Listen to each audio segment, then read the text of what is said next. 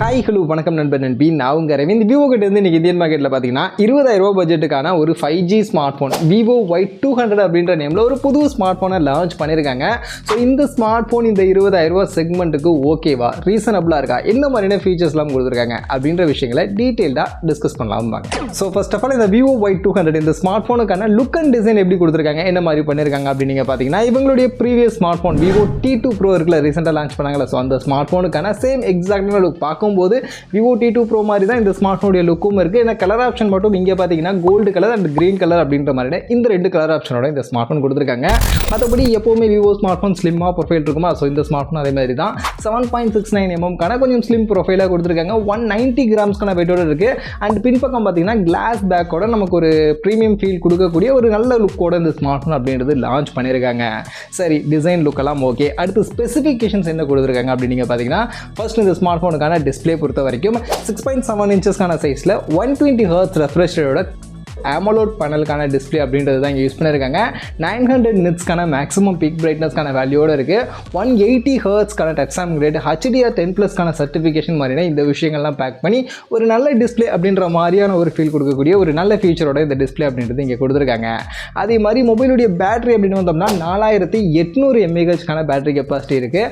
அதை சார்ஜ் பண்ண 44 வாட்ஸ்க்கான wired fast சார்ஜிங்கான support இந்த ஸ்மார்ட் ஃபோனில் பண்ணியிருக்காங்க. அண்ட் சார்ஜ் அதெல்லாம் பாக்ஸ்லேயே வந்துடும் Vivo ஸ்மார்ட் ஃபோனில், ஸோ அதெல்லாம் பிரச்சனை இல்லை.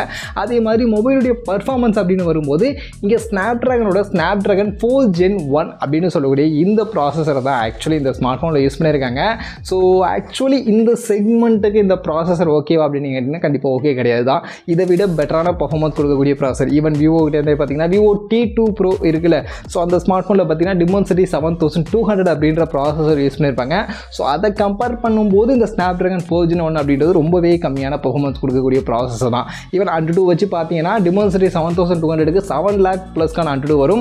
பட் இந்த ஸ்னாப்ட்ராகன் 4 Gen 1க்கு உங்களுக்கு 4 lakh கிட்ட தான் Antutu ஸ்கோர் அப்படின்றது வரும். ஸோ அந்த அளவுக்கு உங்களுக்கு பர்ஃபார்மன்ஸ் பார்க்கும்போது அந்த அளவுக்கு பெருசாக இருக்காது. ஒரு மீடியமான ஒரு 15,000 18,000 ரூபா அந்த செக்மெண்ட்டுக்கான ஒரு பர்ஃபார்மன்ஸ் தான் கொடுக்கும். பட் ப்ரைஸிங் 20,000 ரூபாய்க்கு மேலே. ஸோ அதனால் பர்ஃபார்மன்ஸ் கண்டிப்பாக இந்த செக்மெண்ட்டுக்கு இந்த ஸ்மார்ட் ஃபோனில் ஒர்த்தே கிடையாது. இது போக LPDDR4Xக்கான ரேம் டைப் அண்ட் UFS 2.2க்கான ஸ்டோரேஜோட இந்த ஸ்மார்ட் ஃபோன் இருக்குது. அண்ட் வேப்பர் சாம்பருக்கான லிக்விட் கூலிங் டெக்னாலஜி 5 லேயருக்கான ஒரு VC கூலிங் சிஸ்டம் அப்படின்றது இந்த ஸ்மார்ட் ஃபோனில் தெர்மல் மேனேஜ்மெண்ட்டுக்காக பண்ணியிருக்கிறதா சொல்கிறாங்க. ஸோ அதெல்லாம் ஓகே தான். பட் பர்ஃபார்மன்ஸ் கண்டிப்பாக இன்னும் பெட்டராக இந்த செக்மெண்ட்டில் Vivo பண்ணியிருக்கலாம் அப்படின்னு நான் நினைக்கிறேன். அடுத்தது இந்த ஸ்மார்ட் ஃபோனுடைய கேமரா சைடு அப்படின்னு வந்தோம்னா, கேமரா பொறுத்த வரைக்கும் பின்பக்கம் 2 கேமரா இருக்குது. பிரைமரி 64 மெகா பிக்சலுக்கான பிரைமரி, ஆப்டிக்கல் இமேஜ் ஸ்டெபிலைசேஷன் சப்போர்ட்டோட f1.79க்கான அப்பேச்சர் வேலையோட இந்த ஒரு பிரைமரி கேமரா அப்படின்றது கொடுத்துருக்காங்க. என்ன சென்சார் அப்படின்றத பற்றின இன்ஃபர்மேஷன்ஸ் பெருசாக இல்லை. பட் மோஸ்ட்லி Vivo அப்படின்னும் போது சாம்சங் சென்சாராக இருக்கிறதுக்கான வாய்ப்புகள் இருக்குது. இது போக ஒரு 2 மெகா பிக்சலுக்கான ஒரு கேமரா அப்படின்றது ரெண்டாவதாக கொடுத்துருக்காங்க. முன்பக்கம் செல்ஃபி கேமரா அப்படின்னு வந்தோம்னா இங்கே நமக்கு அசோஷியல் 16 மெகா பிக்சலுக்கான ஒரு செல்ஃபி கேமரா தான் கொடுத்துருக்காங்க. மற்றபடி இந்த ஸ்மார்ட் ஃபோனுடைய வீடியோ ரெக்கார்டிங் சப்போர்ட்னு பார்க்கும்போது மேக்ஸிமம் ரியர் கேமராவில் 4Kல நம்மளால் வீடியோ ரெக்கார்டிங் பண்ண முடியும். பட் செல்ஃபி கேமரா 1080 பிக்சலில் தான் மேக்ஸிமம் வீடியோ ரெக்கார்டிங் பண்ண முடியும். அது போக எப்பவும் போல அந்த பின்பக்கம் ஆர்ஆ லைட்டிங் அப்படின்றது கொடுப்பாங்களா, யூஸ்வலாக இப்போ நிறைய ஸ்மார்ட் ஃபோன்லேயே கொடுத்துட்ருக்காங்களா. ஸோ அந்த ஆர்ஆ லைட்டிங்கை இந்த ஸ்மார்ட் ஃபோன்லேயும் வச்சு தான் கொடுத்துருக்காங்க.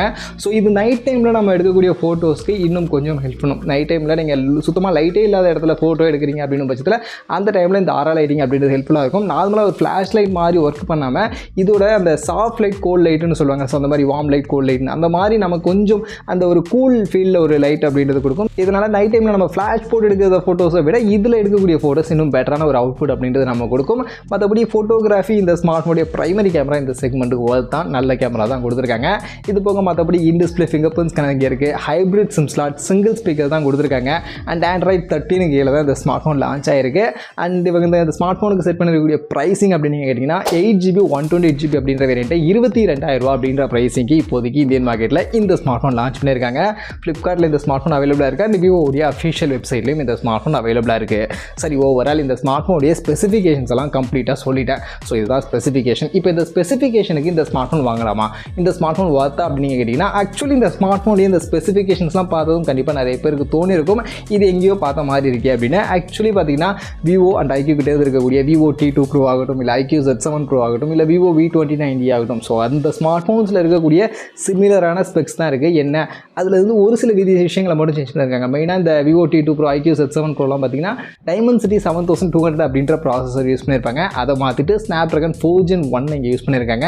அதே மாதிரி அதிலலாம் 66 வாட்ஸ்க்கான ஃபாஸ்ட் சார்ஜிங் இருக்கும். பட் இதில் பார்த்தீங்கன்னா 44 வாட்ஸ்க்கான ஃபாஸ்ட் சார்ஜிங் தான். ஸோ இந்த ரெண்டு விஷயங்களை மட்டும் லைட்டாக சேஞ்ச் பண்ணி ப்ரைஸிங்கும் நமக்கு Vivo T2 Pro iQoo Z7 Proலாம் 24,000 இருக்கும். பட் இது 22,000. ஸோ இந்த ரெண்டு விஷயம் பர்ஃபார்மன்ஸையும் ஃபாஸ்ட் சார்ஜிங்கும் லைட்டாக டவுன் பண்ணி 2,000 ப்ரைஸை கம்மி பண்ணி இந்த Vivo Y200 அப்படின்ற ஸ்மார்ட் ஃபோன் இப்போ லான்ச் பண்ணியிருக்காங்க. ஸோ அந்த வகையில் 22,000 என்ன பொறுத்த வரைக்கும் இந்த ஸ்மார்ட் ஃபோன் வாங்குறதுக்கு பதில் ஒரு 2,000 எக்ஸ்ட்ரா போட்டிங்கன்னா iQoo Z7 Pro இல்லை Vivo T2 Pro அந்த ஸ்மார்ட் ஃபோன் வாங்கிடலாம். அது இதை விட பர்ஃபார்மன்ஸும் பெட்டராக இருக்கும், ஃபாஸ்ட் சார்ஜிங்கும் பெட்டராக இருக்கும் அப்படின்றது ஒப்பீனியன்.